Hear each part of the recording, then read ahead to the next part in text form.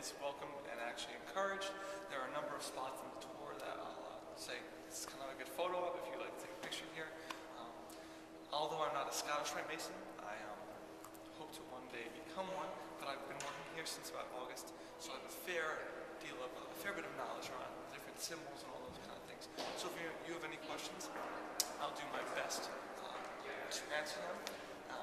Throughout the tour, I'll go through some of the structural aspects of the building, how they relate to Masonry, Freemasonry in general, and somewhere in between that. So again, if you have any questions, please feel free to ask. All right. So, and if there's any things with stairs, which there's a couple of stairs, there's a couple of bits of stairs in this building, as you can obviously tell by the entrance. So if anyone has any things with their legs, would like to take the elevator up to the temple room or downstairs, again, feel free to ask. Right. So, what you're in, this is the House of the Temple for the Scottish Rite of Freemasonry in the southern jurisdiction of the United States. Basically, it's a long and drawn-out way of saying that you are in the headquarters building for a group that's appendant to Freemasonry. So, once a man becomes a Master Mason, which is the third degree, he can join a number of different groups if he so chooses. This happens to be one of them. It's one of the largest here in America. This building serves as the headquarters for not only Washington, D.C., but the entire southern jurisdiction, which includes all of the states below the Mason-Dixon line and west of the Mississippi River. The northern Masonic jurisdiction of the Scottish Rite is based in Lexington, Massachusetts, and covers anything above the Mason-Dixon line and east of the Mississippi. There are 35 states in the District of Columbia in the southern jurisdiction, and then the remaining 15 are in the northern Masonic. As I said before, the building employs a number of different architectural styles, Egyptian being one of them. Most noticeably, when you came in from the outside, not only did you come up in steps of 3, 5, 7, and 9, which are all Masonic numbers, explaining the second degree, the fellow correct degree, but those two large Sphinx. The Sphinx, aside from having their traditional duty of guarding the building, those are symbols in themselves. Excuse me. One has its eyes open, one has its eyes closed. The one with its eyes closed is symbolic of wisdom. The one with its eyes open is symbolic of power. It has an ankh around its neck, which is the Egyptian symbol for life, which is used in one of the degrees in the Scottish Rite. Aside from those things, you have these two right over here. When we get closer, you'll be able to see the hieroglyphic inscriptions.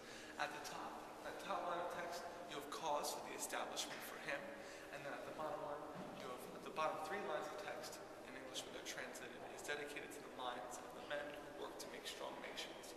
It's kind of like the inscription you saw at the top of the door when you walked in.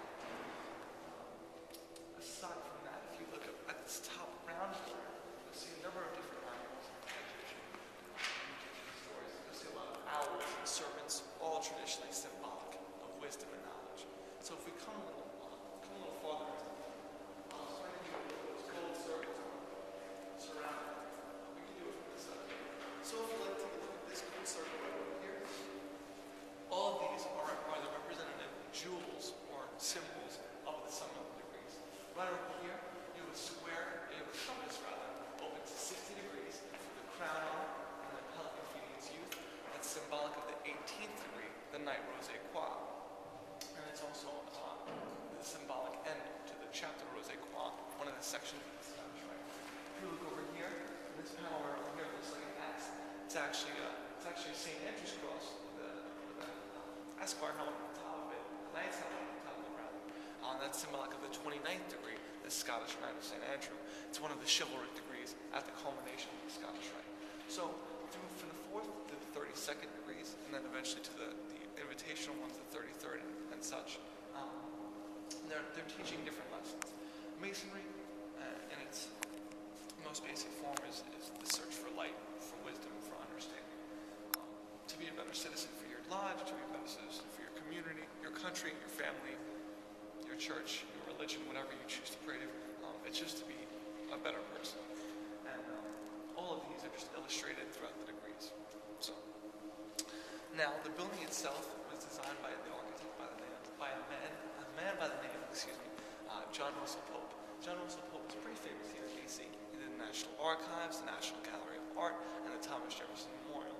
So, if you find yourself in D.C., you might be seeing some of his work as well. He himself was not a Mason, but he was actually overseen by a commission of 3 Master Masons to make sure that the tenets of the building really came through. that's why you'll see a lot of the Sphinx and different sections of the building really have that Masonic flair, if you will. We'll talk a little bit about the architecture throughout the building, but for now we can continue on to the stairs.